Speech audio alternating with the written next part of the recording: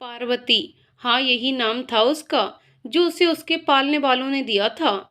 उसे जन्म देने वालों को तो कभी उसका मुंह देखना भी गवारा नहीं था। वह एक अनचाही संतान जो थी। पूरे परिवार में कोई नहीं चाहता था कि वह जन्म ले, पर परिस्थितियां कुछ ऐसी बनी कि उसे जन्म लेना पड़ा। यही उसका सबसे बड़ा गुनाह था कि वह एक बेटी के रूप में जन्मी। एक बेटी के रूप में जन्म लेना ही उसके संघर्ष का कारण बना था। उसका संघर्ष तब से शुरू हो गया था जब वह पैदा भी नहीं हुई थी। वह इस दुनिया के बारे में जानती भी नहीं थी। यानी माँ की कोख में। प्रतापपुर गांव के जमींदार थे ठाकुर रतन सिंह। ठाकुर रतन सिंह की गांव के बीच में बड़ी सी हवेली थी। जमींदार की हवेली सब सुख सुविधा से परिपूर्ण थी। अनेक नौकर चाकर, धन वैभव तो जैसे चारों ओर बिखरा पड़ा हो। किसी चीज की कोई कमी नहीं।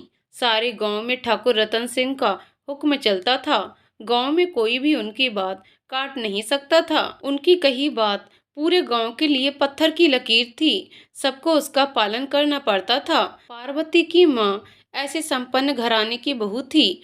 घर में बस कमी एक ही थी कि उस घर में पीढ़ियों से कोई बेटी नहीं हुई थी। बेटी हुई या होने ही नहीं दी गई, कोई नहीं जानता था। बेटी के बारे में घर पर किसी को भी बोलने की इजाजत नहीं थी। जमींदार साहब को बेटियां बिल्कुल पसंद नहीं थीं। उनके घर में कोई बेटी जन्म ले, ये कैसे संभव हो सकता था। ये उनकी जमींदारी की शान के खिलाफ था। उनका बस चलता तो वो पूरे गांव में बेटियों के जन्म पर प्रतिबंध लगा देते।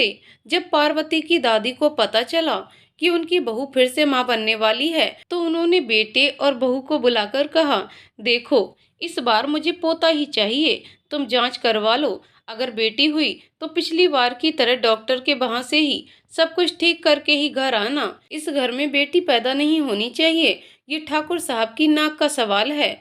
हमारे यहाँ बेटियां पैदा नहीं होती, हमें पोता ही चाहिए। यहीं से पार्वती का संघर्ष शुरू होता है। इस संसार में पैदा होने के लिए संघर्ष, कहते हैं ना, स्त्री ही स्त्री की सबसे बड़ी दुश्मन होती है।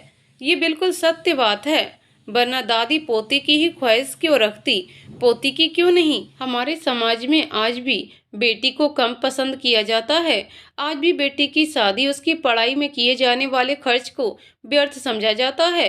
कहीं कहीं तो बेटी को माँ की कोख में ही मार दिया जाता है। वह जन्म भी नहीं ले पाती। पार्वती के माता पिता भी जांच कराने डॉक्टर के क्लिनिक पहुंच जाते हैं, ताकि जांच में पता चल सके कि पार्वती की माँ के कोख में बेटा है या बेटी। डॉक्टर ने जांच करके जो उन्हें बताया, उसे सुनकर वे दोनों बहुत बेचैन हो गए कि अब वह क्या करें, क्या निर्णय लें। फिर दोनों ने तय किया कि वे वापस घर चलते हैं, सबको सारी बात बताते हैं। फिर बड़े लोग जो निर्णय लेंगे वही किया जाएगा। पार्वती के माता पिता वापस गांव लौट आते हैं। पार्वती की दादी बहुत खुश हो जाती हैं कि दोनों जल्दी लौट आए हैं, तो इस बार बेटा ही पैदा होगा। घर पहुंचकर पार्वती के पिता सबको बताते हैं कि उसकी माँ की कोख में इस बार जुड़वा बच्चे हैं, एक बेटा और एक बेटी। अब सबसे बड़ी समस्या ये थी कि डॉक्टर ने बताया था कि अगर गर्भपात करवाते हैं तो बेटी के साथ बेटा भी नहीं रहेगा। अब घर में सब बहुत परेशान हो गए कि क्या करें। ये तो बहुत ही दुविधाग्रस्त स्थिति पैदा हो गई थी। अगर गर्भपात करवाते हैं तो पोते को भी खो देंगे, अगर नहीं कराते हैं तो पीढ़ियों से चली आ रही परंपरा का निर्वाह नहीं हो सकता है। पीढ़ियों के बाद घर में बेटी का जन्म हो जाएगा, जो जमींदार खानदान की शान के विरुद्ध था। बहुत विचार मंथन हुआ कि क्या किया जाए। अंत में पुत्र मोह की ही जीत हुई और निर्णय लिया गया कि बच्चे जन्म लेंगे। इस तरह पार्वती को जीवन दान मिल गया। अब उसका जन्म लेना निश्चित था। पूरे 9 महीने वह अपनी माँ के साथ रही। बस यही उसका सौभाग्य रहा। बाकी की पूरी जिंदगी दुर्भाग्य ने उसका पीछा नहीं छोड़ा। 9 महीने वह माँ के साथ तो थी, पर बात बात पर उसे कोसा जाता। उससे छुटकारा कैसे मिले, यही सोचा जाता। उसकी माँ को भी बार बार ताने दिए जाते कि वह एक बेटी को भी जन्म देने वाली है। धीरे धीरे वक्त बीत रहा था। बच्चों के जन्म का समय नजदीक आता जा रहा था। ठीक 9 महीने बाद घर में बच्चों का जन्म हुआ। बेटा पैदा हुआ था। घर का कुलदीपक। पूरे घर में खुशियां छा गई थीं। घर का प्रत्येक सदस्य उसे गोद में लेने को लालायित था। सब उसे बारी बारी से गोद में उठा रहे थे, प्यार कर रहे थे। सब ये सोचने में व्यस्त थे कि वह किस पर गया है। पर बेटी, जिसने भी उसी के साथ जन्म लिया था, वह तो जैसे अछूत थी। उसे प्यार करना, गोद में लेना तो दूर, किसी ने उसकी ओर देखा तक नहीं। सब लोग, दादा दादी, पापा, चाचा, बेटे को देखकर ही निहाल हुए जा रहे थे। बेटी एक ओर पड़ी भूख से रोए जा रही थी। उसकी माँ को सख्त हिदायत मिली थी कि इसे दूध मत पिलाना, वह हमारे पोते का हक है, उसके लिए दूध कम हो जाएगा। पोती से तो जैसे उनका कोई रिश्ता ही नहीं था। उसका जन्म तो मजबूरी में हो गया था। अगर वो जुड़वा नहीं होती तो वह इस दुनिया में आती ही नहीं। वह एक ओर पड़ी भूख के मारे रोए जा रही थी। तभी एक नौकरानी राधिका, जिसने कुछ समय पहले ही बच्चे को जन्म दिया था, उसकी दृष्टि उस पर पड़ जाती है। वह नौकरानी चुपचाप उसे अपना दूध पिला देती है। अब उसे जिंदा रहने के लिए संघर्ष करना था। एक माँ, एक दादी, जो खुद भी एक स्त्री थी, उसकी सबसे बड़ी दुश्मन बन गई। दोनों ने ही उस नवजात बच्ची को मरने के लिए छोड़ दिया। कई बार हमने सुना है कि समाज में आज भी बेटा बेटी को पैदा होते ही मार दिया जाता है। बेटी को पालना पसंद नहीं करते हैं। कई बार नवजात बच्चियां नाली में, झाड़ियों में पाई जाती हैं। लोग उसे मरने के लिए छोड़ देते हैं, जैसे उसे जीने का कोई हक ही नहीं हो। पार्वती ने जन्म तो ले लिया था, ये तो उसके संघर्ष की शुरुआत थी। अब उसे जिंदा रहने के लिए संघर्ष करना था। पार्वती को उसकी माँ से अलग कर दिया गया। वह नौकरों के बीच पलने लगी। जिस नौकरानी राधिका ने उसे दूध पिलाया था, वह अपने बच्चे के साथ उसे भी अपना दूध पिलाने लगी। अब वही उसका ध्यान रखने लगी। उसने ही उसे पार्वती नाम दे दिया था, माता के नाम पर उसे घर में किसी ने, माता तो दूर, एक इंसान भी नहीं समझा। किसी ने उसका चेहरा तक नहीं देखा। पार्वती उसी नौकरानी के साथ रहने लगी। वह उसे ही अपनी माँ समझने लगी। समझती भी क्यों नहीं, वही तो उसे एक माँ की तरह पाल रही थी। पार्वती के भाई को सब सुख सुविधा मिलती थी, पर पार्वती ने अभावों में ही जीना सीख लिया। दोनों बच्चे बड़े हो रहे थे। पार्वती का भाई स्कूल जाने लगा, पर पार्वती के नसीब में स्कूल तो कभी लिखा ही नहीं था। एक जमींदार की बेटी होने के बावजूद वह नौकरों के बीच पल रही थी।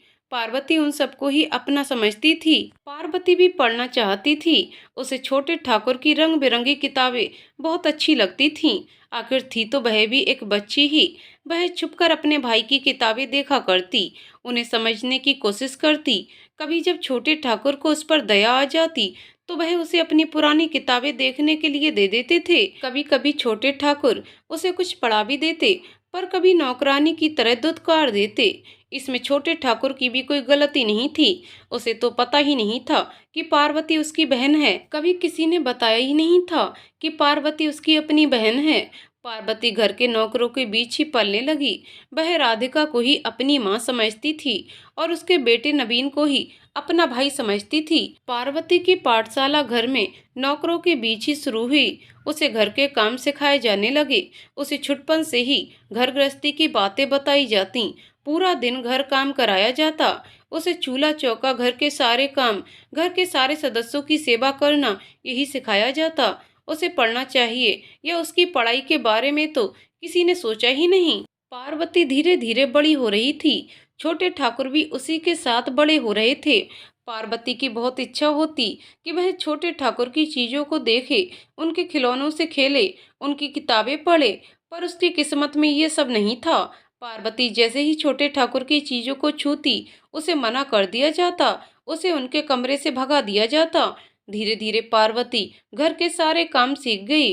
वह छोटी सी उम्र में ही खाना बनाना, चूल्हा चौका करना, घर के सारे काम सीख गई। जमींदार के घर जब कोई मेहमान आता तो वह पार्वती को वहां की नौकरानी की ही बेटी समझता था। जमींदार परिवार कभी किसी को नहीं बताता कि पार्वती उनके घर की बेटी है, क्योंकि उनके घर में बेटी पैदा होना उन्हें अपना अपमान लगता था। पार्वती अभी 14 साल की ही हुई थी। घर में हवेली में उसकी शादी की बातें होने लगीं। वह नहीं चाहती थी कि अभी उसकी शादी हो, पर उसकी कौन सुनने वाला था। उसने राधिका से कहा, माँ, मैं अभी शादी नहीं करना चाहती हूँ। राधिका बोली, बेटी, ऐसा नहीं हो सकता है। ठाकुर साहब जैसा चाहेंगे वैसा ही होगा। हमें उनकी आज्ञा का पालन करना ही होगा। सब लोग उसके लिए लड़का खोजने में लग गए। किसी ने उससे पूछना भी नहीं चाहा कि वह क्या चाहती है, उसकी इच्छा क्या है। पूरा जमींदार परिवार उसके लिए लड़का खोजने में जुट गए।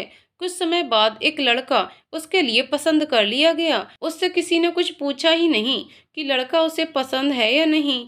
यहाँ तक कि उसने लड़के को देखा तक नहीं था। पार्वती से बिना पूछे दूसरे गांव के जमींदार के 25 साल के बेटे नरेंद्र से उसका विवाह तय कर दिया गया। पार्वती ये नहीं समझ पा रही थी कि एक नौकरानी की बेटी की शादी के लिए पूरा जमींदार परिवार परेशान क्यों है। सब उसके लिए लड़का ढूंढने की इतनी कोशिश क्यों कर रहे थे। राधिका, जिसे वह अपनी माँ समझती थी, उससे कोई कुछ पूछ भी नहीं रहा था। राधिका का परिवार बस चुपचाप ठाकुर परिवार का हुक्म मान रहा था। उसने कभी भी उन्हें अपना मुंह खोलते नहीं देखा। उनकी बेटी की शादी तय कर दी गई और उनसे राय तक नहीं ली गई। पार्वती कुछ भी समझ नहीं पा रही थी कि उसकी माँ इस तरह चुप क्यों है। फिर उसने सारी बात अपनी माँ से ही पूछने की सोची और तय किया कि जब रात में सारा काम समाप्त हो जाएगा तो वह अपनी माँ से इसका कारण अवश्य पूछेगी। पार्वती ये सोचने में असमर्थ थी कि पूरा जमींदार परिवार उसकी शादी के लिए इतना इच्छुक क्यों है। उसने इसके बारे में राधिका से ही पूछने की सोची।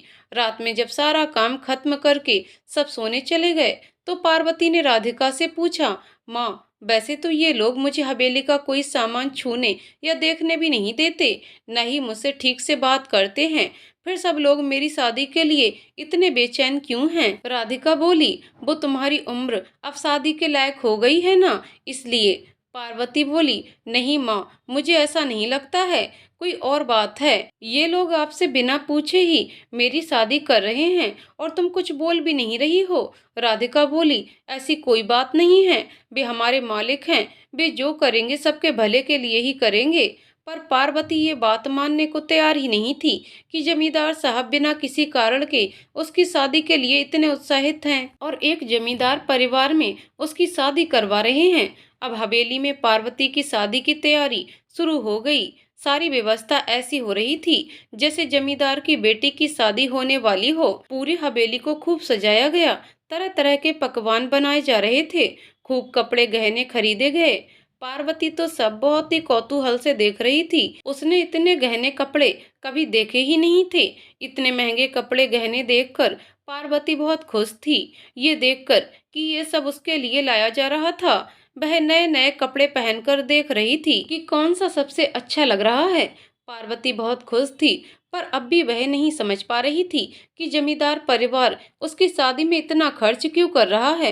पार्वती के मन में इस बात को लेकर उथल पुथल मची थी। वह बार बार राधिका से इस बारे में पूछती रही, पर राधिका उसे कुछ नहीं बताती थी। पर हर बार उसकी आंखों से आंसू छलक आते, आते भी क्यों नहीं। उसने पार्वती को अपनी बेटी की तरह पाला था। शादी के एक रात पहले पार्वती जिद पर अड़ गई कि वह उसे ये बताए कि जमींदार परिवार उसकी शादी में इतना खर्च क्यों कर रहा है। आखिरकार हार कर राधिका ने उसे वह सच बता ही दिया जिसे वह इतने सालों से अपने अंदर दबाए बैठी थी। वह बताना तो नहीं चाहती थी, पर वह जानती थी कल जब जमींदार उसकी शादी करेंगे तब तो उसे सब पता चल ही जाएगा। इसलिए उसने आज ही उसे सब बताने का निश्चय किया। बहुत ही दुखी मन से राधिका ने पार्वती को वह कड़वा सच बता ही दिया कि वह उसकी नहीं, जमींदार की बेटी है। वह और छोटे ठाकुर जुड़वा भाई बहन हैं। राधिका की बात सुनकर पार्वती को बहुत बड़ा धक्का लगा। उसे विश्वास ही नहीं हो रहा था कि वह जमींदार परिवार की बेटी है। उसे राधिका की बात पर बिल्कुल विश्वास नहीं हो रहा था। पार्वती सारी रात रोती रही। अगले दिन पार्वती की शादी होनी थी। सुबह से ही हवेली में बहुत रौनक थी, पर पार्वती बिल्कुल चुपचाप थी। खूब बड़ी बारात आई। पार्वती बड़े ही शान शौकत से पार्वती की शादी हो रही थी। होती भी क्यों नहीं, एक जमींदार परिवार में ही तो उसकी शादी हो रही थी। कन्यादान के लिए जब जमींदार साहब और उनकी पत्नी मंडप पर आए तब पार्वती को पूर्ण विश्वास हुआ कि वह सच में जमींदार खानदान की ही बेटी है। अगर वह राधिका की बेटी होती तो उसकी शादी इतने धूमधाम से नहीं होती और जमींदार खानदान में तो कभी नहीं होती, क्योंकि एक नौकरानी की बेटी को कोई जमींदार अपनी बहू कभी नहीं बनाते। पार्वती को अपने बारे में सच जानकर अच्छा नहीं लग रहा था। वह बहुत दुखी हो गई थी। वह अपने पूरे परिवार से ये पूछना चाहती थी कि उसने बेटी के रूप में जन्म लिया तो इसमें उसका क्या कसूर। वह अपनी माँ से पूछना चाहती थी कि उसने उसे जन्म देकर छोड़ क्यों दिया, इसमें उसकी क्या गलती थी। पार्वती के मन में बहुत सारे सवाल थे। वह पूरे जमींदार परिवार से उनका उत्तर चाहती थी, पर पार्वती के दिल की बात दिल में ही रह गई। उसे मौका ही नहीं मिला वह अपने दिल की बात सबसे कह सके। पार्वती की शादी जमींदार नरेंद्र से हो गई। वह विदा होकर ससुराल आ गई। शादी के बाद एक बार तो पार्वती को लगा था शायद उसके दिन बदलने वाले हैं। उसे जमींदार की बेटी बनकर रहने का मौका तो नहीं मिला, पर अब वह एक जमींदार परिवार की बहू बनकर रहेगी। पार्वती के ससुराल में भी सब सुख सुविधा, धन वैभव सब कुछ उसके मायके जैसा ही था, बल्कि उससे भी ज्यादा। उसके ससुराल की जमींदारी उसके मायके की जमींदारी से भी बड़ी थी। पार्वती ये सब देखकर खुश भी थी कि अब वह यहाँ खूब अच्छे से रहेगी, पर पार्वती ये नहीं जानती थी कि उसके मायके और ससुराल में बहुत कुछ समान था। उनकी जमींदारी की शान भी एक समान ही थी। पार्वती विदा होकर ससुराल आ गई, इस उम्मीद से कि हो सकता है अब उसकी किस्मत बदल जाए, शायद अब उसके जीवन में खुशियां आ जाएं। पार्वती ये नहीं जानती थी कि सारे जमींदारों की जमींदारी की आन बान शान एक सी होती है। जैसे उनका धन वैभव संपन्नता एक समान होती है, उसी तरह उनकी झूठी शान भी एक सी होती है। सभी जमींदारों को अपने जमींदार होने का बहुत बड़ा घमंड होता है। पार्वती के मायके और ससुराल में भी कोई खास अंतर नहीं था। उसके ससुराल वालों को भी अपने जमींदार होने पर बहुत घमंड था।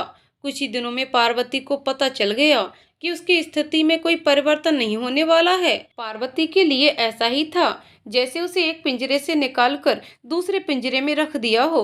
कुछ भी नहीं बदला था। सब सुख सुविधा होने के बावजूद वह पहले की ही तरह है। सब रिश्ते उसके पास हैं, फिर भी वह बहुत अकेली थी। मायके में नवीन और राधिका तो थे उसके साथ, उसका सुख दुख बांटने के लिए, पर यहाँ बेबी नहीं थे। पार्वती इस परिवार की बहू थी, इसलिए उसे नौकरों से ज्यादा बात करने की अनुमति नहीं थी। पार्वती को ससुराल में नवीन और राधिका की बहुत याद आती थी। उसके लिए तो राधिका उसकी माँ और नवीन ही उसका भाई था। पार्वती के जीवन में बस इतना ही अंतर आया था कि पहले सिर्फ वही एक लड़की थी, अब एक बड़े घराने की बहू बन गई थी, किसी की पत्नी बन गई थी। सिर्फ उसके ऊपर जिम्मेदारियां बड़ी थीं और कुछ नहीं।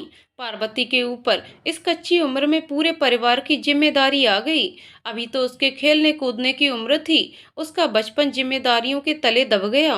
बहू ऐसा काम करो, ये करो, वह मत करो, ऐसे बैठो, ये खाओ, वह मत खाओ। बड़े घर की बहुएं ऐसा नहीं करती हैं।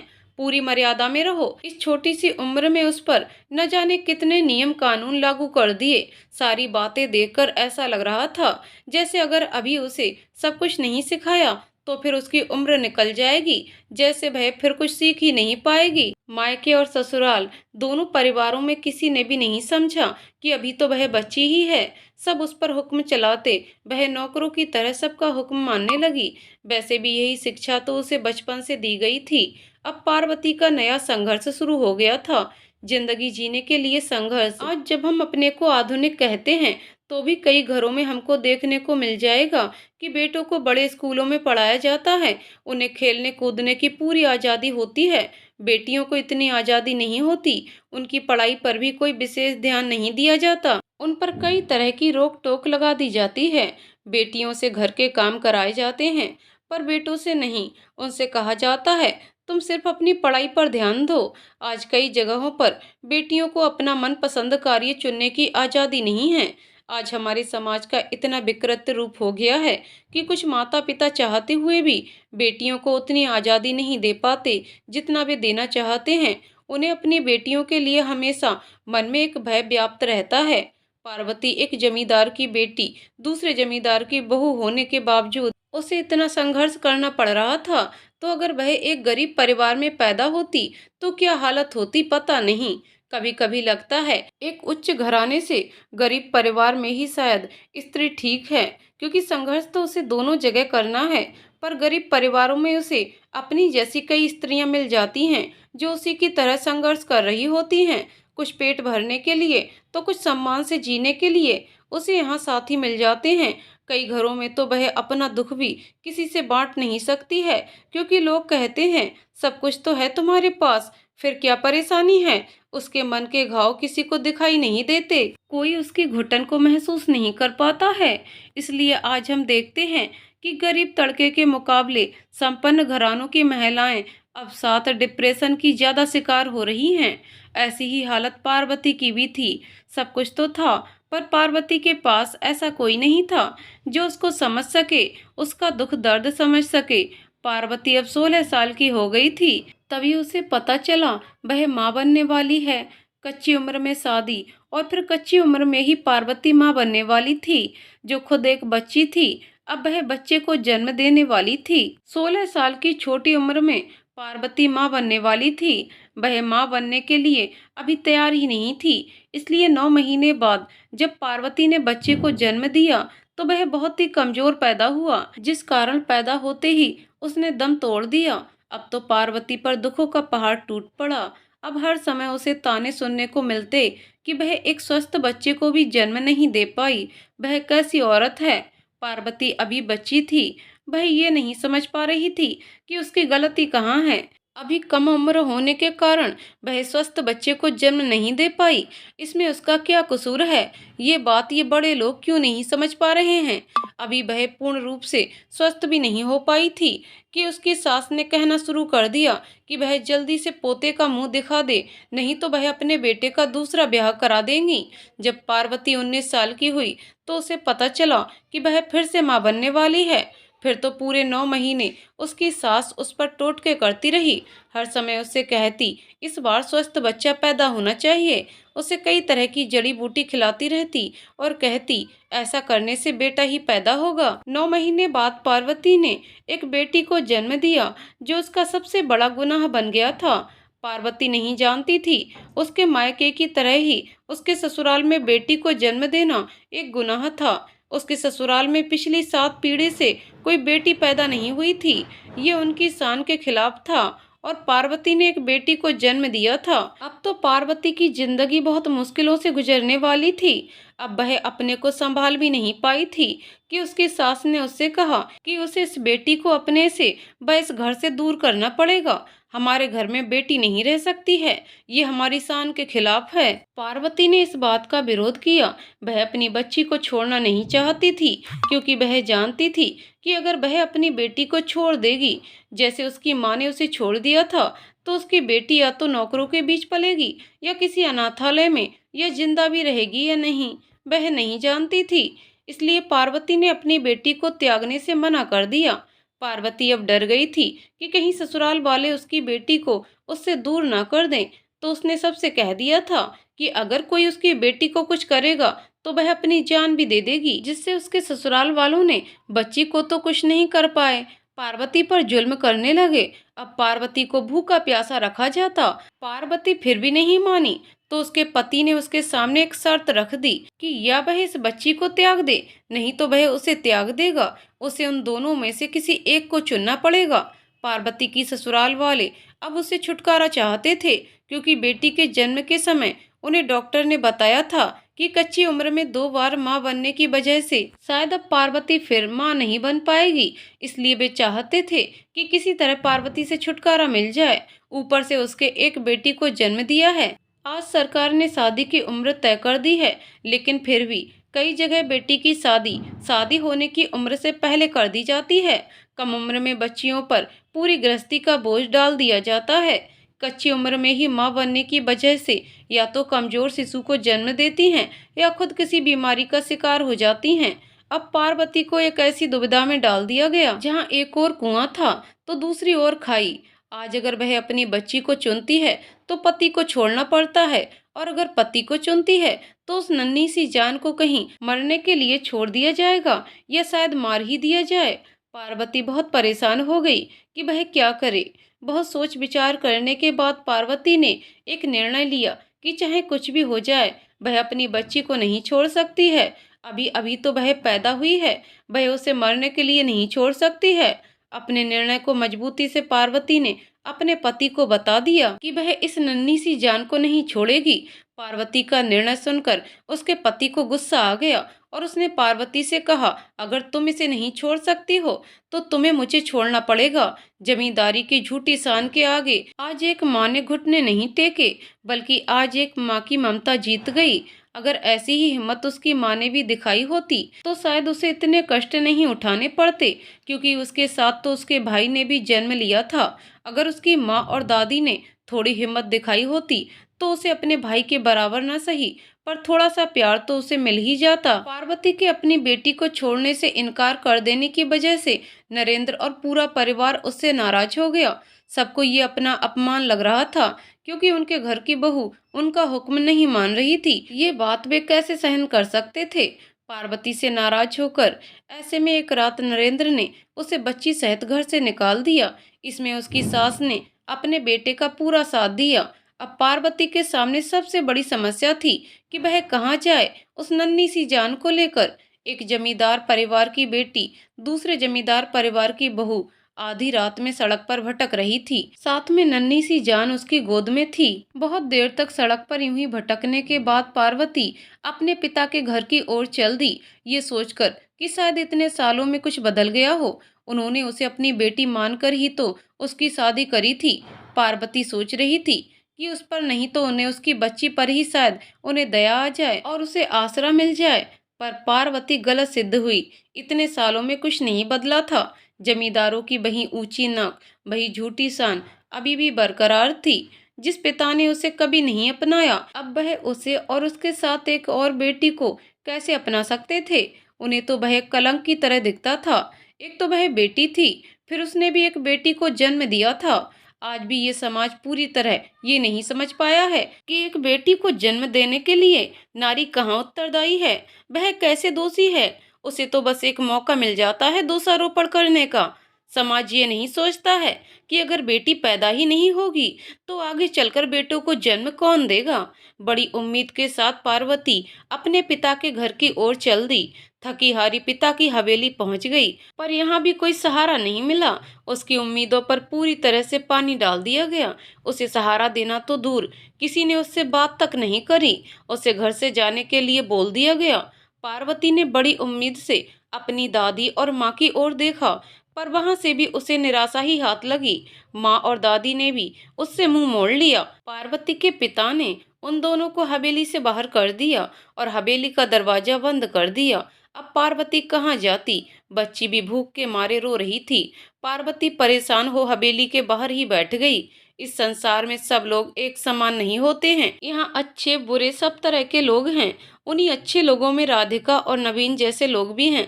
राधिका ने हवेली में जो हुआ सब देखा था, जिसे देखकर राधिका चुपचाप पार्वती के पीछे हवेली से बाहर आ गई। राधिका ने भले ही पार्वती को जन्म नहीं दिया था, पर जन्म के दिन से ही उसी ने उसे पाला था। उनका खून का ना सही, पर दिल का बहुत मजबूत रिश्ता था। राधिका चुपचाप पार्वती को अपने घर ले आई। राधिका ने पार्वती को अपने घर में रखा और उसे समझाया कि वह घर से बाहर ना निकले, वरना जमींदार साहब पार्वती के साथ साथ उसके परिवार का क्या हाल करेंगे, वह भी नहीं जानती थी। पार्वती ने बेटी होने से भी बड़ा गुनाह किया था कि वह अपने पति का घर छोड़ के आ गई थी। राधिका पार्वती को अपने घर ले गई, उसका व उसकी बच्ची का अच्छे से ध्यान रखा। पर राधिका हमेशा डरी रहती कि अगर कहीं जमींदार साहब ने पार्वती को उसके घर में देख लिया तो फिर ना जाने क्या होगा। जिन्होंने अपनी बेटी और अपनी नातिन का दुख दर्द नहीं समझा, फिर वो उनके घर की एक नौकरानी है। राधिका के रिश्ते का भाई पवन दूर एक गांव में अध्यापक की नौकरी करता था। उसे राधिका के गांव और पार्वती के परिवार में कोई नहीं पहचानता था। राधिका और पवन में बचपन से बहुत प्यार था। राधिका ने बचपन में अपने बेटे नवीन को भी उसी के पास पढ़ने भेज दिया था।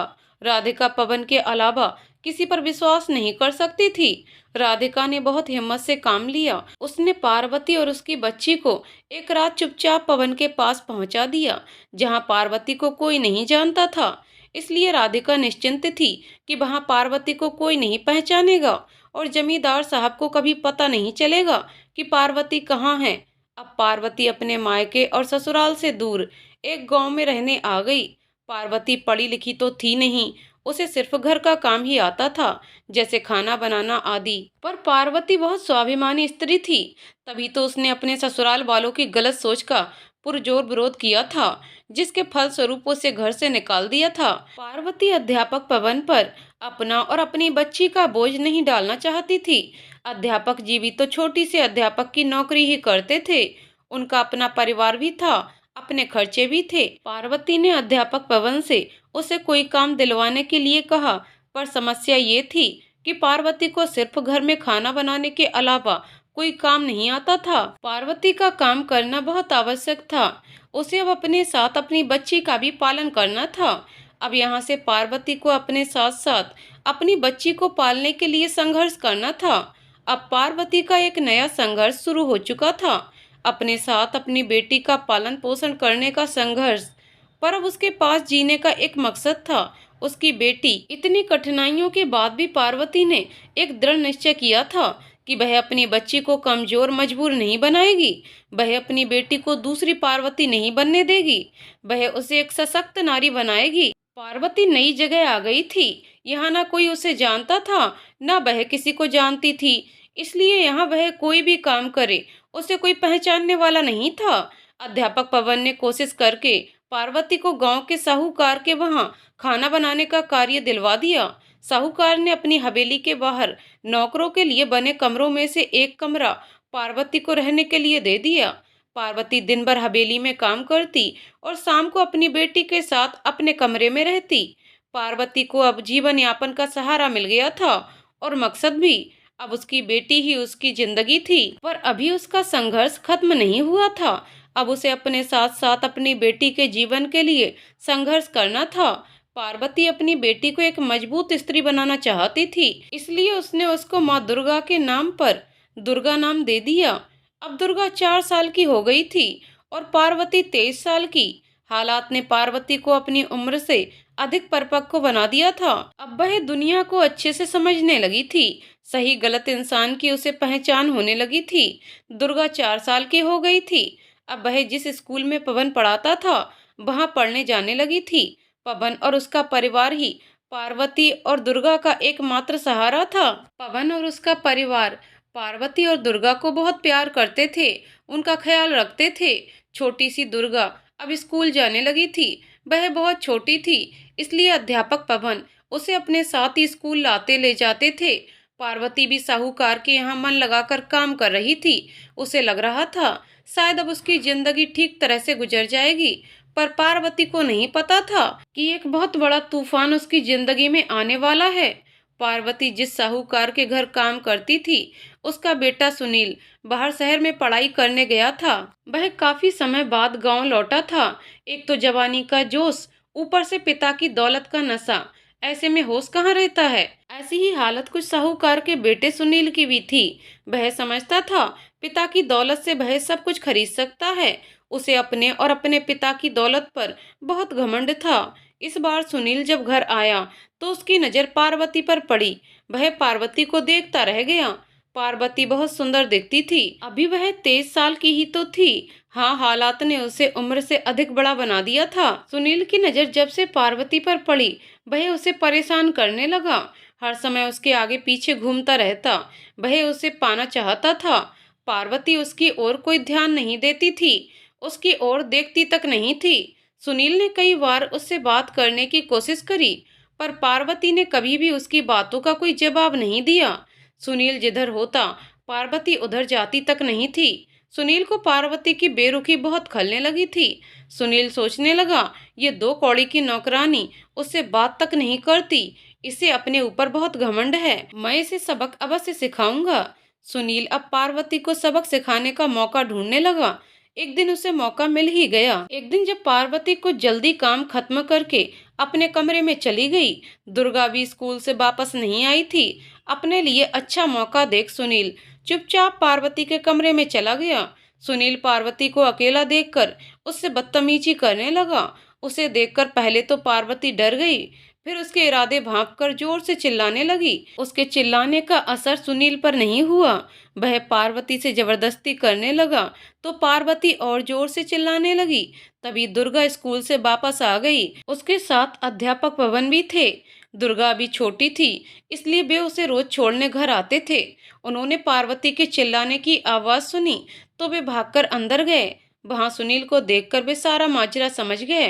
पवन ने सुनील की पिटाई कर दी। उसे चेतावनी दी कि अगर वह यहाँ दोबारा दिखा तो ये उसके लिए बहुत बुरा होगा। सुनील को इस सब का बहुत बुरा लगा। उसे ये सब अपना अपमान प्रतीत हुआ। इस घटना से तिलमिलाए सुनील ने ठान लिया था वह पार्वती के साथ साथ अध्यापक पवन से भी बदला लेना चाहता था। अब वह हर समय यही सोचता रहता कि इन दोनों से बदला कैसे लिया जाए। सुनील अब हर समय पार्वती और पवन पर नजर रखने लगा। कुछ दिन तक रोज नजर रखने के बाद सुनील ने देखा कि अध्यापक पवन रोज पार्वती के घर आते जाते हैं। वह सब देखकर सुनील को अपना बदला लेने का उपाय समझ में आ गया। अब वह पूरी तैयारी से बदला लेने में लग गया था। सुनील गांव में सबसे पार्वती और पवन के रिश्ते के बारे में बात करने लगा, उनके बारे में गलत गलत बातें करने लगा, एक भाई बहन के रिश्ते को कलंकित करने लगा था। सुनील ने पार्वती और पवन के बारे में गांव वालों को गलत गलत बातें कहनी शुरू कर दी। धीरे धीरे गांव वाले भी उसकी बातों को सच मानने लगे। उनका गांव में रहना मुश्किल हो गया। लोग उनके बारे में तरह तरह की बातें करने लगे कि एक भाई बहन के रिश्ते को इस तरह कलंकित किया कि उनका गांव में रहना मुश्किल हो गया। तो पवन ने गांव के स्कूल की नौकरी छोड़ दी और दूर सा परिवार एक शहर में आ गए। यहीं उन्होंने एक स्कूल में नौकरी शुरू कर दी। पर पवन को हर समय पार्वती की चिंता लगी रहती थी कि उनके गांव से आने के कारण न जाने पार्वती वहां अकेले कैसे रहती होगी। कुछ ही दिनों बाद पवन ने नवीन को गांव भेजकर पार्वती को अपने पास शहर में ही बुला लिया। पवन ने अपने स्कूल के प्रधानाचार्य की मदद से पार्वती के लिए एक एनजीओ में रहने की व्यवस्था कर दी। पार्वती गांव से शहर आ गई और दुर्गा के साथ एनजीओ में रहने लगी। पार्वती को कोई और कार्य तो आता नहीं था, वह पढ़ी लिखी भी नहीं थी। पार्वती को सिर्फ खाना बनाना आता था। पार्वती बहुत स्वाभिमानी थी, उसे खाली एनजीओ में रहना अच्छा नहीं लग रहा था। तो पार्वती ने वहां की संचालिका से कहा कि वह उसे एनजीओ की रसोई, जहां वहां रहने वाले बच्चों और स्त्रियों के लिए खाना बनाता है, उसे नौकरी में रख लें। उसे खाना बनाना बहुत अच्छे से आता है। एनजीओ संचालिका ने पार्वती की बात सही लगी तो उन्होंने पार्वती को वहां की रसोई में काम पर रख लिया। पार्वती बहुत मेहनत से कार्य करती थी। कुछ ही दिनों में उसने अपने मधुर व्यवहार से सबको अपना बना लिया। एनजीओ आकर दुर्गा भी बहुत खुश थी। वहां उसे खेलने के लिए बहुत सारे बच्चे जो मिल गए थे। पार्वती ने वहीं दुर्गा को एक अच्छे स्कूल में प्रवेश दिला दिया। दुर्गा अब शहर के स्कूल में पढ़ने लगी। दुर्गा पढ़ने में बहुत होशियार थी, हमेशा कक्षा में प्रथम आती। दुर्गा पढ़ाई के अलावा स्कूल में सारे कार्यक्रमों में सबसे आगे रहती। उसे स्कूल के सारे अध्यापक अध्यापिका बहुत प्यार करते थे।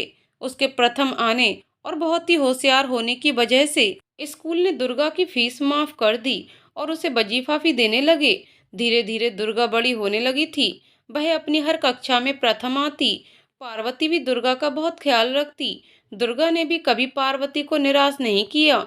एनजीओ में रहने वाले सभी लोगों की दुर्गा बहुत चहेती थी। सब उसे बहुत प्यार करते थे।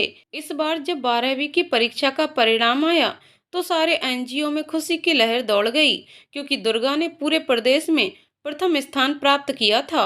पार्वती अपनी बेटी की सफलता पर बहुत खुश थी, पर पुराने दिनों को याद कर कभी कभी वह बहुत उदास हो जाती थी कि किस तरह उसके परिवार वालों ने उसे नौकरों के बीच पलने के लिए छोड़ दिया और उसके ससुराल वालों ने तो बेटी पैदा करने के अपराध में उसे घर से ही निकाल दिया। कभी कभी पार्वती सोचती, जो होता है अच्छे के लिए ही होता है। अगर वह नौकरों के बीच नहीं पली बड़ी होती तो शायद उसे नवीन और अध्यापक पवन जैसे दो भाई कभी भी नहीं मिल पाते, जिन्होंने हर मुश्किल घड़ी में उसका साथ दिया था। जब सारा परिवार सब लोग उसके विरुद्ध थे, फिर भी ये दोनों उसके साथ रहे और आज भी हैं। आज भी पवन और नवीन हर समय उसके साथ ही रहते थे। दुर्गा को तो सिर्फ अपने दो मामा के अलावा किसी और रिश्तेदार का नाम तक नहीं पता था कि वह किस खानदान की बेटी है। दुर्गा बड़ी हो रही थी। वह पार्वती की उदासी पड़ने लगी थी। पार्वती जब कभी उदास होती तो दुर्गा उससे उसकी उदासी का कारण पूछती तो पार्वती उसे टाल देती।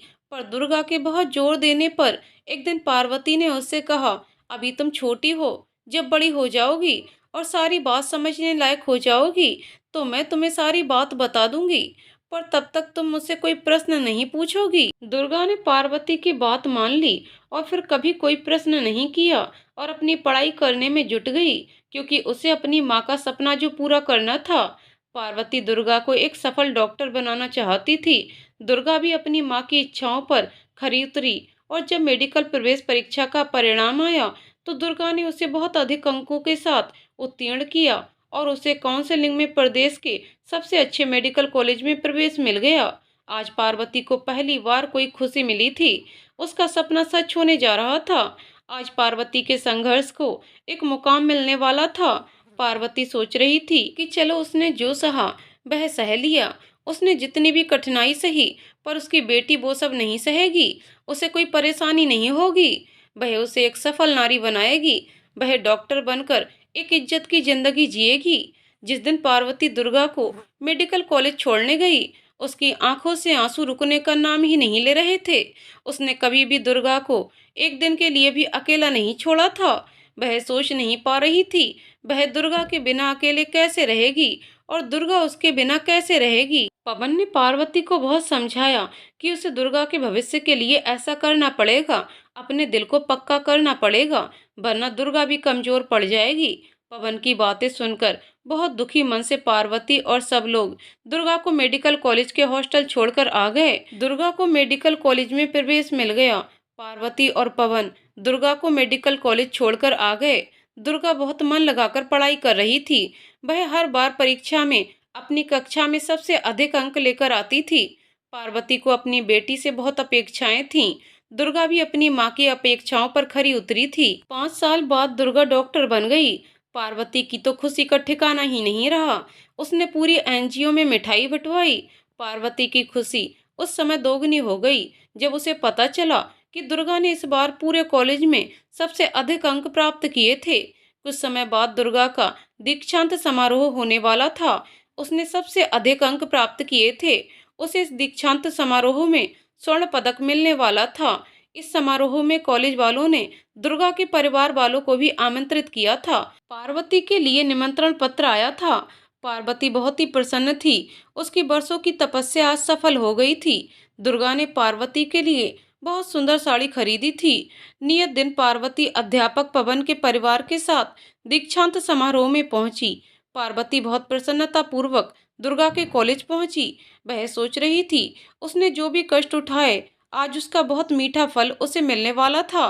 पर उसकी किस्मत में शायद कुछ और ही लिखा था।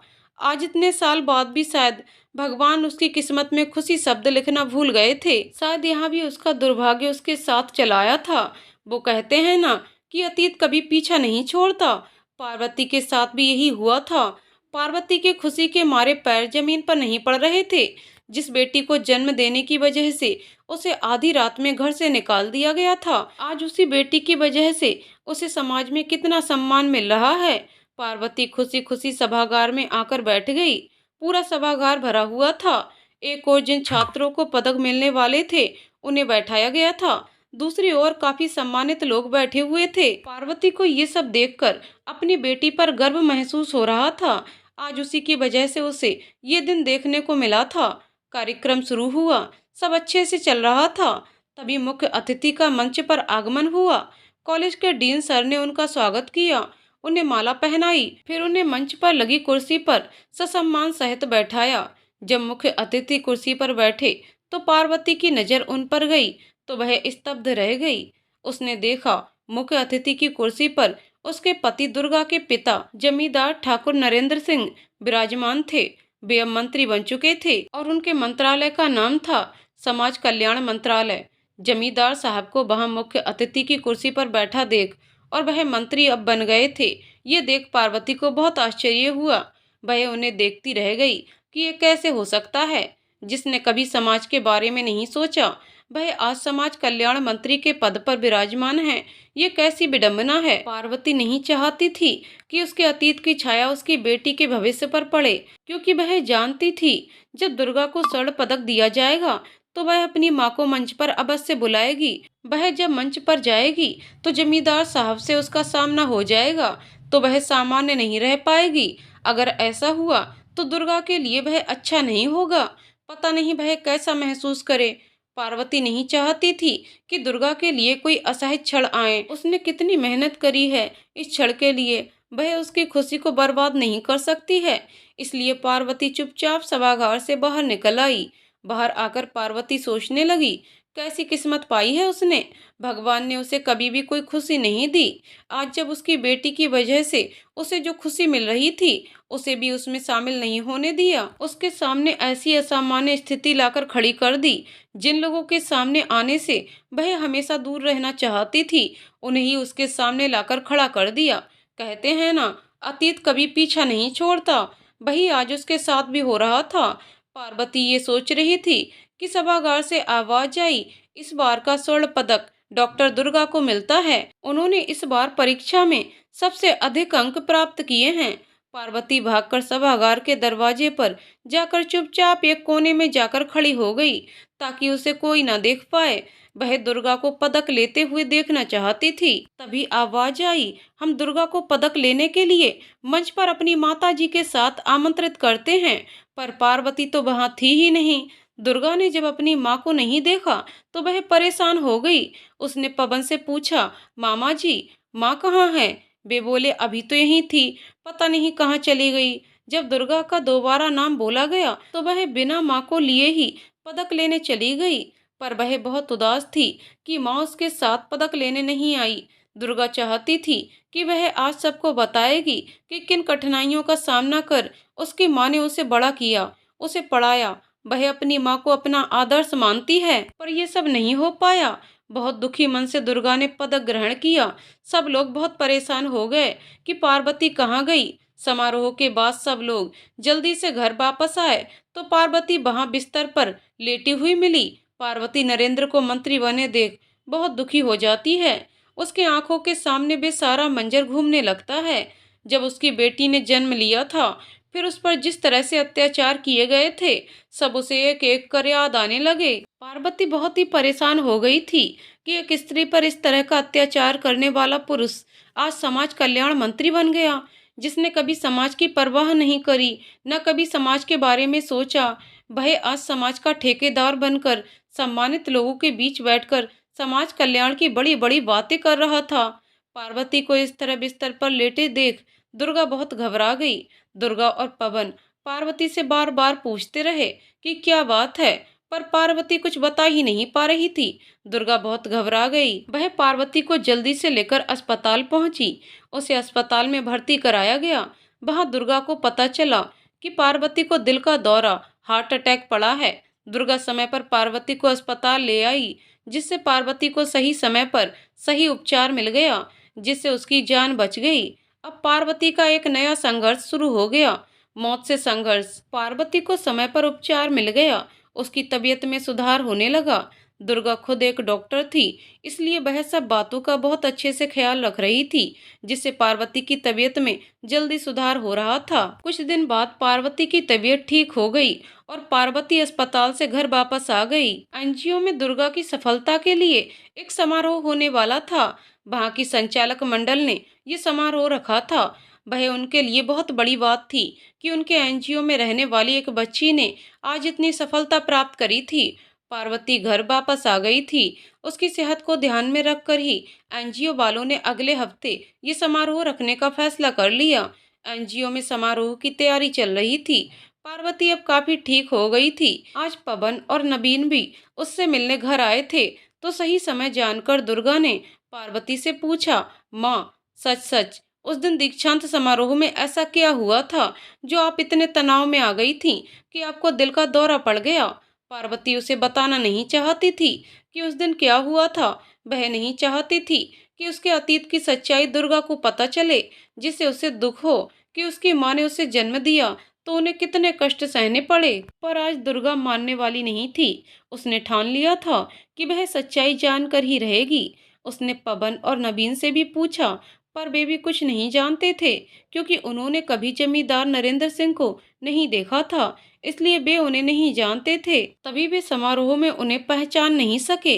जब दुर्गा नहीं मानी और पवन और नवीन के बहुत जोर देने पर पार्वती उसे सब कुछ बताने के लिए तैयार हो गई और उसने दुर्गा को बताया कि वह प्रतापपुर गांव के जमींदार चौधरी रतन सिंह के घर में उनकी पोती के रूप में जन्मी, जहां बेटी का जन्म होना उनकी शान के खिलाफ था। वह तो उसके साथ उसका जुड़वा भाई ने भी जन्म लिया था, इसलिए वह भी इस दुनिया में आ पाई थी। उसे नौकरों के बीच पलने के लिए छोड़ दिया था। नवीन की माँ राधिका ने ही उसे पाल पोस कर बड़ा किया। वह और नवीन बचपन से ही साथ पले बड़े। राधिका ने उसे अपनी बेटी की तरह पाला और नवीन उसे अपनी बहन की तरह प्यार करता है। एक जमींदार का खून होने की वजह से उन्होंने उसकी शादी दूसरे जमींदार परिवार के बेटे ठाकुर नरेंद्र सिंह से 14 साल की उम्र में ही कर दी थी।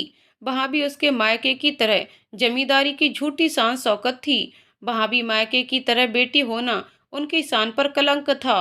पर पार्वती ऐसा नहीं समझती थी। जब दुर्गा का जन्म हुआ तो वह लोग पार्वती से दुर्गा को अपने से दूर करने के लिए कहने लगे। पार्वती नहीं मानी तो उन्होंने पार्वती के सामने ऐसी शर्त रख दी, जहां आगे कुआं था तो पीछे खाई। उनका कहना था यदि वह इस बच्ची को साथ रखेगी तो उसे इस घर को छोड़ना पड़ेगा।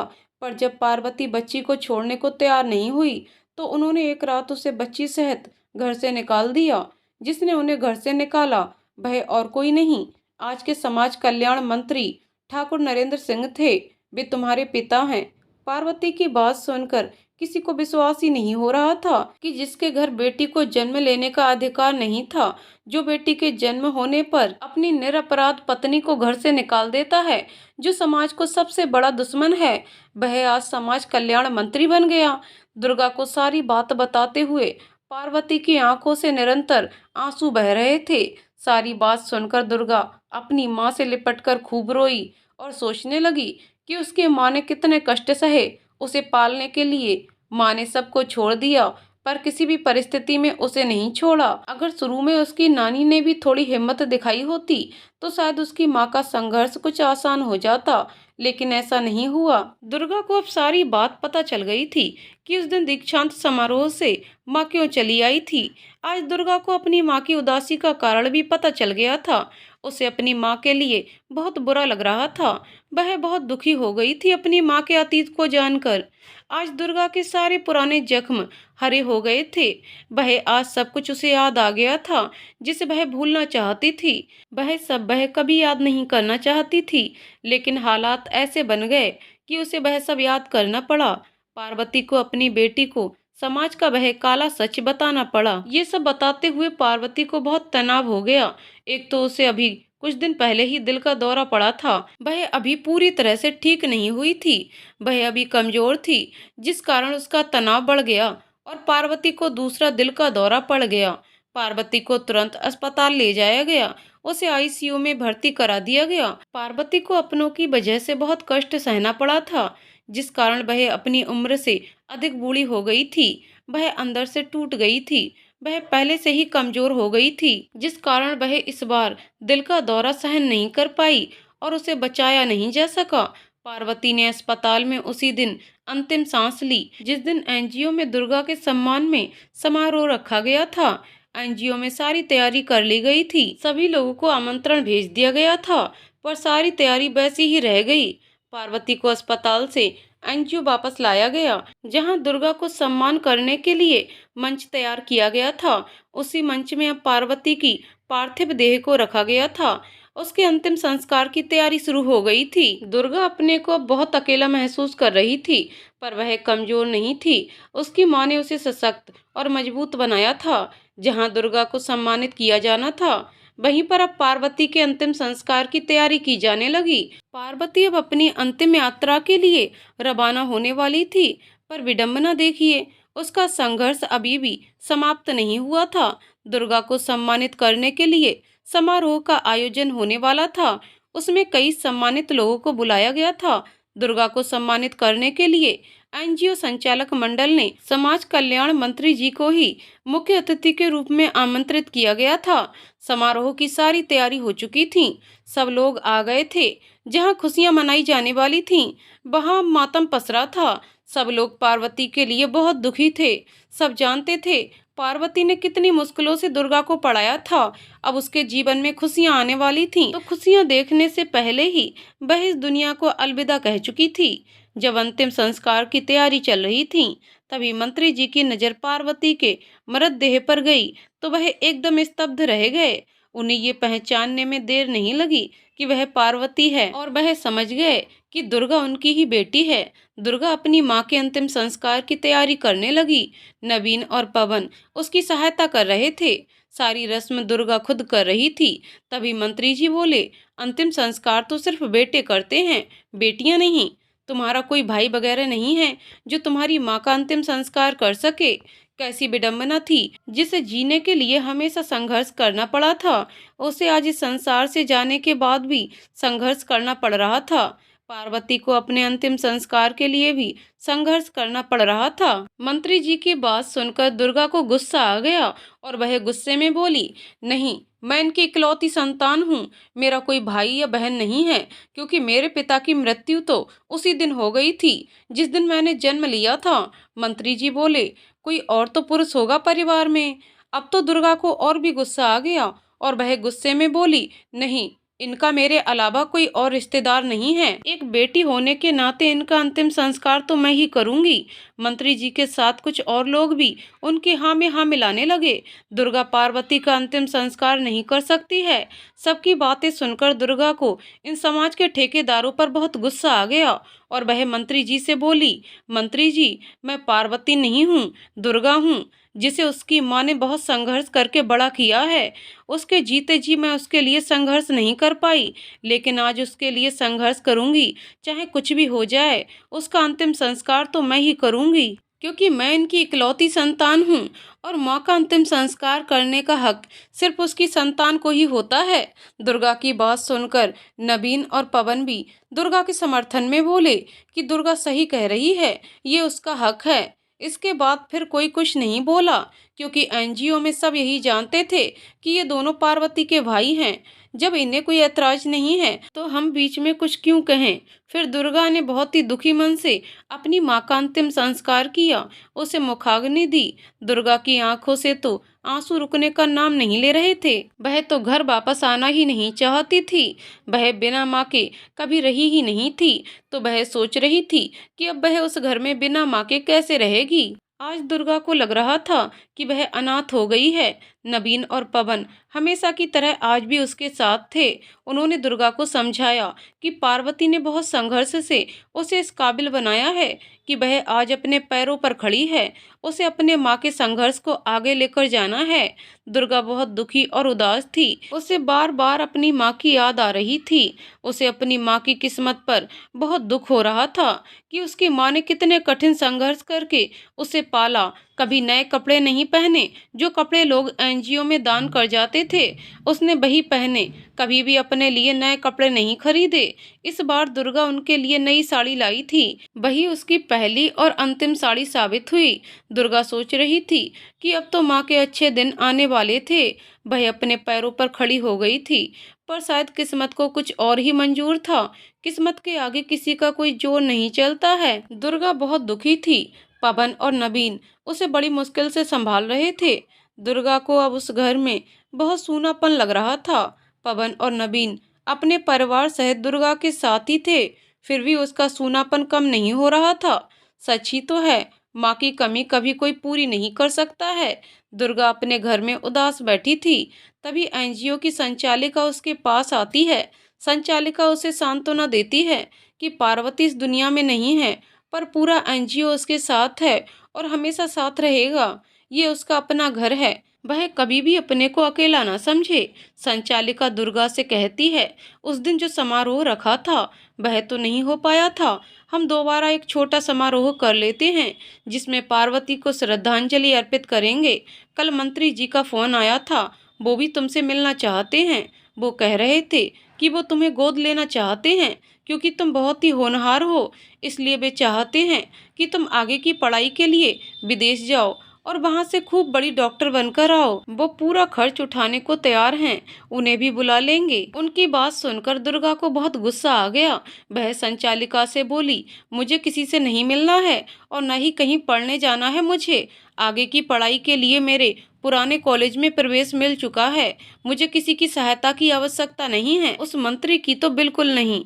दुर्गा गुस्से में न जाने और क्या क्या बोल जाती। तभी पवन ने उसे रोकते हुए संचालिका से कहा, मैडम, अभी ये बहुत दुखी है, आप इसकी बातों पर ध्यान मत दीजिए।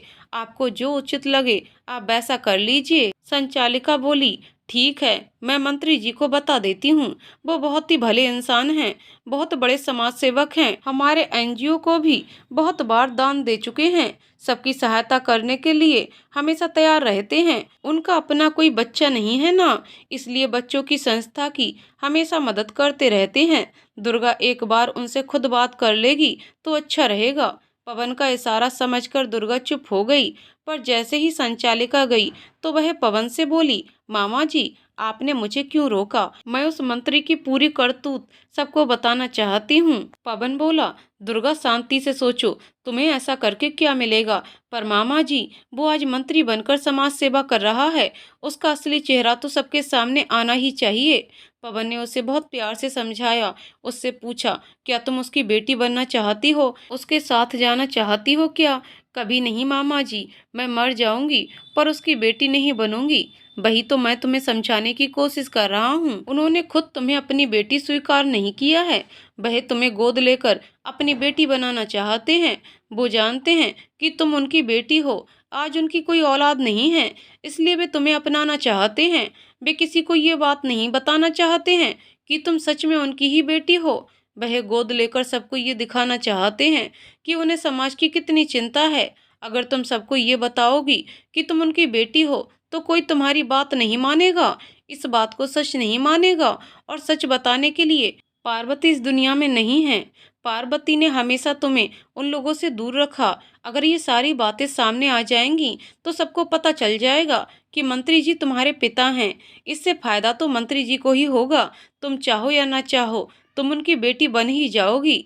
मंत्री जी का समाज में इतना नाम है, उनकी छवि के आगे कहीं पार्वती का संघर्ष धूमिल ना पड़ जाए, इसलिए तुम्हें बहुत सोच समझकर काम लेना पड़ेगा, जिससे मंत्री जी की इच्छा कभी पूरी ना हो और दुर्गा के संघर्ष को एक मुकाम मिले। क्योंकि मंत्री जी अपने मुंह से ये नहीं स्वीकार करेंगे कि तुम उनकी अपनी बेटी हो। अगर वे सच बोलेंगे तो सारी दुनिया को उनका वो काला सच सबको पता चल जाएगा कि आज के मंत्री और समाज के सेवक की सोच अतीत में कितनी गिरी हुई थी।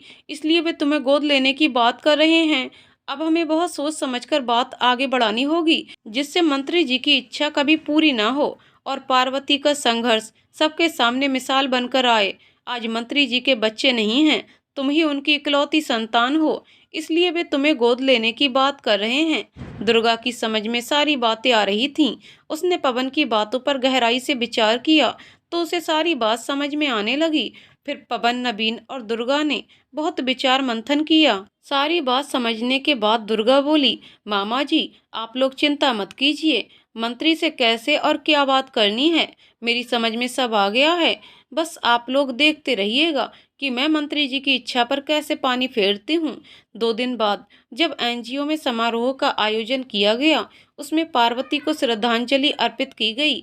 आज मंत्री जी अपनी पत्नी के साथ आए थे।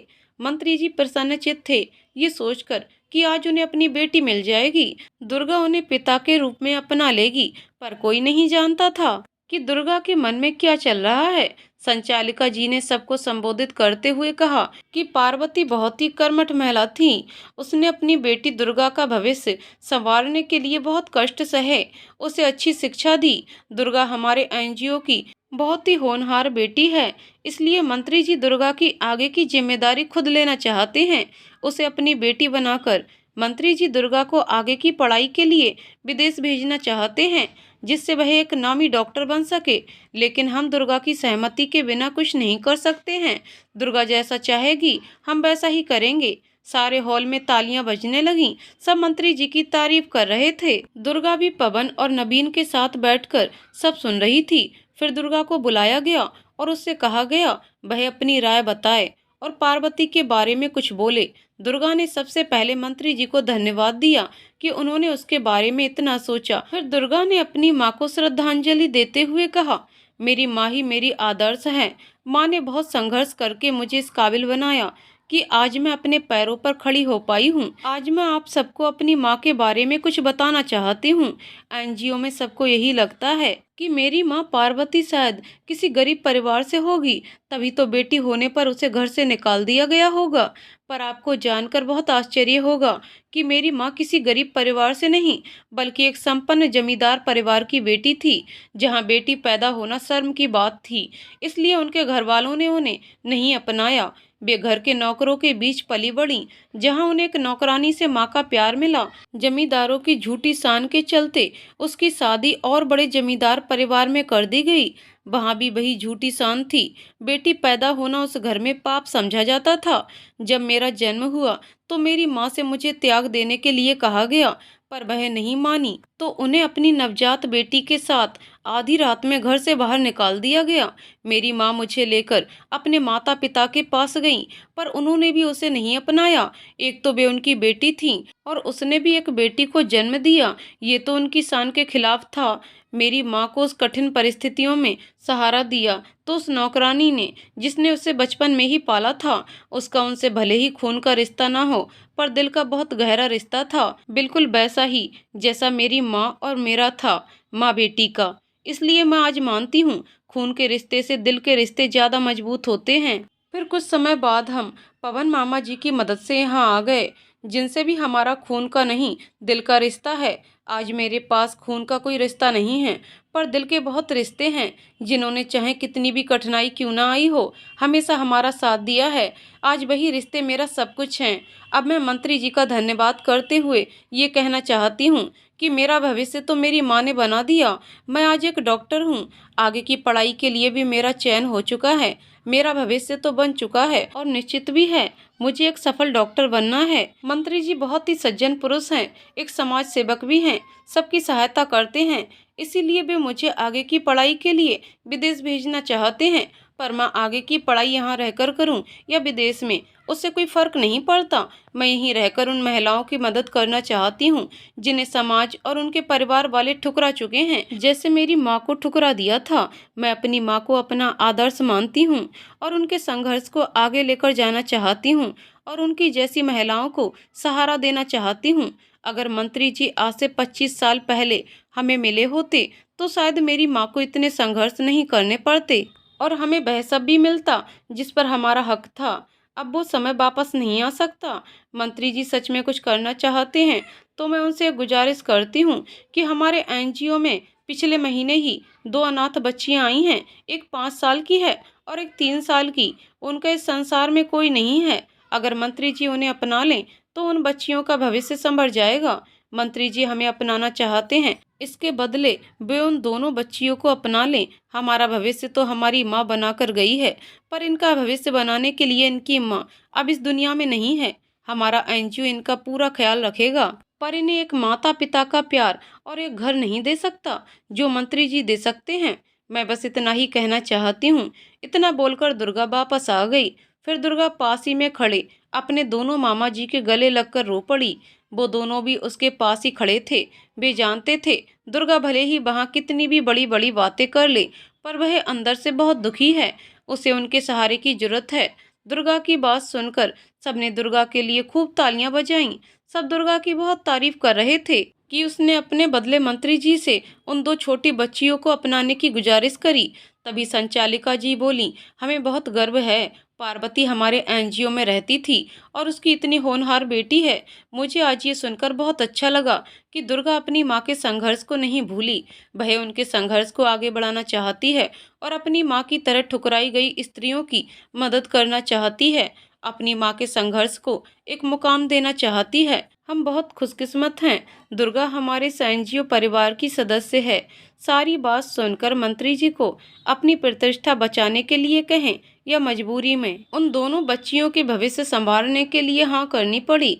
दुर्गा के दिल को आज बहुत सुकून महसूस हो रहा था कि जिस इंसान ने अपनी पत्नी को बेटी को जन्म देने की वजह से घर से निकाल दिया, आज वही इंसान 2 बेटियों को मजबूरी में ही सही उन्हें अपनाने को तैयार हो गया। आज दुर्गा ने बिना किसी का नाम लिए उसके मुंह पर जोरदार थप्पड़ जो मार दिया था। दुर्गा पवन और नवीन के साथ वापस अपने घर आ गई और अपनी माँ की फोटो के आगे बैठकर पार्वती से पूछने लगी, मैंने ठीक किया ना माँ? उस इंसान की आज कोई औलाद नहीं है, इसलिए अपने स्वार्थ के लिए मुझे अपनाना चाहता था। जिस इंसान के घर में उसकी अपनी बेटी के लिए कोई जगह नहीं थी, आज वह ना चाहते हुए भी दो बच्चियों का भविष्य संवारने के लिए तैयार है।